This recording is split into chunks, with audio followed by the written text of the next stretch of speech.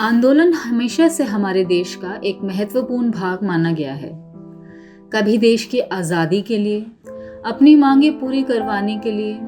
अगर किसी के साथ कुछ गलत हुआ है तो उसके विरोध में अक्सर ये आंदोलन देश में होते रहे हैं। बड़े बड़े ऐतिहासिक आंदोलन हमारे देश के इतिहास में दर्ज हैं।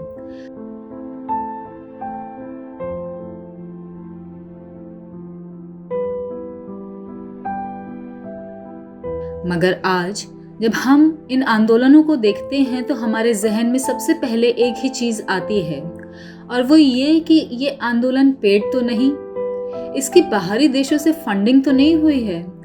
इसमें तो आतंकवादी हैं जो देश को तोड़ना चाहते हैं, धर्मों के नाम पर बांटना चाहते हैं। तो आज का सीधा सवाल ये है कि क्या लोगों की परेशानियां सचमुच पूरी तौर से खत्म हो चुकी हैं, कि हर रैली, हर आंदोलन में खालिस्तानी और आतंकवादी ही हिस्सा लेते हैं। और चलिए मान भी लेते हैं कि ये सारे आतंकवादी हैं, तो क्या हमारे देश का डिफेंस सिस्टम इतना बेकार है कि लाखों की तादाद में ये लोग घुस जाते हैं, हंगामा करते हैं, सरकार को चुनौतियां देते हैं, धरने पर बैठते हैं, पिटते हैं, भूखे प्यासे सड़कों पर रहते हैं और प्रशासन उनको बिठाता है।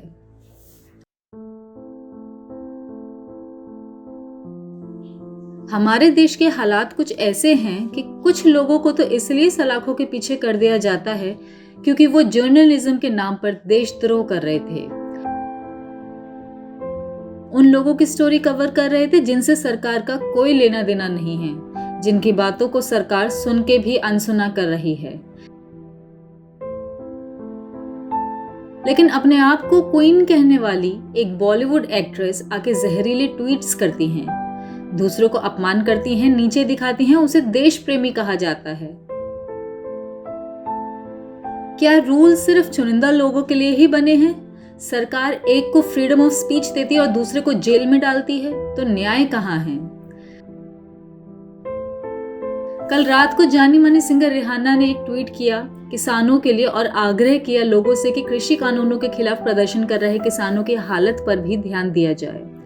उन्होंने किसी का पक्ष नहीं लिया। उन्होंने ऐसा ट्वीट सरकार का किसानों की तरफ कड़े रुख की वजह से किया। आपको बता दें कि दिल्ली में किसानों और पुलिस के बीच हुए क्लैश की वजह से दिल्ली के आसपास के इलाकों के इंटरनेट सर्विसेज को बंद कर दिया गया है, जिसकी वजह से लोगों में भी काफी रोष है। रिहाना के इस ट्वीट पर कंगना रनौत ने काफी दिलचस्पी दिखाई और अपनी तरफ से एक ट्वीट कर मारा, जिसके बाद वो तो बन गई देश की क्वीन, मगर किसानों को बना गई आतंकवादी।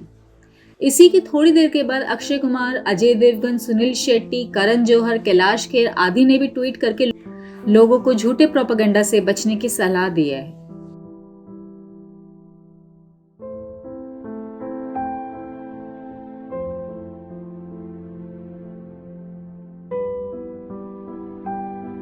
तो क्या सचमुच ये किसान आतंकवादी हैं जो दंगे करवा रहे हैं? क्या इनकी मांगे नाजायज हैं? क्या सरकार को इनकी मांगों को नहीं सुनना चाहिए? जो किसान अपनी जान दे रहे हैं, जिनकी जान प्रोटेस्ट करते हुए चली गई, आतंकवादी कहना ठीक होगा? रिहाना और अन्य सेलिब्रिटीज के ट्वीट के बाद सरकार ने ये बयान जारी करते हुए कहा कि हम आग्रह करना चाहते हैं कि ऐसे मसलों पर टिप्पणी करने से पहले तथ्य देखे जाएं और मसलों को पूरी तरह से समझा जाए। सोशल मीडिया हैशटैग्स और कमेंट्स की सनसनी के लालच में पड़ने, खासकर सेलिब्रिटीज की ओर से, ना तो बस गलत है बल्कि गैर जिम्मेदाराना है। सरकार ने यह भी कहा कि पुलिस ने प्रदर्शनकारियों को बहुत धैर्य से हैंडल किया था और इस पर ध्यान दिया जाना चाहिए कि पुलिस में सेवाएं दे रहे सैकड़ों महिलाएं और पुरुषों पर शारीरिक हमले किए गए थे।